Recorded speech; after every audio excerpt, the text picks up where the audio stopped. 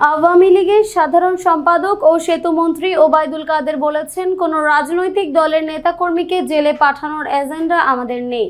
যারা অপরাধে জড়িত তারা রাজনৈতিক দলের নেতাকর্মী নন, তারা দুর্বৃত্ত। এদের শায়েস্তা করতে হবে জাতীয় স্বার্থে। আজ শনিবার জাতীয় কবি কাজী নজরুল ইসলামের ১২৫তম জন্মবার্ষিকীতে আওয়ামী লীগের শ্রদ্ধা নিবেদন শেষে তিনি এসব কথা বলেন। ওবায়দুল কাদের বলেন, আমরা মুক্তিযুদ্ধেই বিজয় হয়েছি বঙ্গবন্ধুর নেতৃত্বে, কিন্তু সেই বিজয়কে সংহত করার এখনো অনেক কাজ বাকি। সংহত করার পথে অন্তরায় হয়ে বিএনপির পৃষ্ঠপোষকতায় কিছু অশুভ শক্তি তৎপর।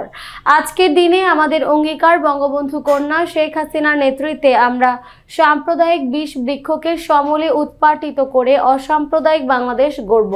সেটিই হবে নজরুলের প্রতি শ্রদ্ধা নিবেদনের সার্থকতা।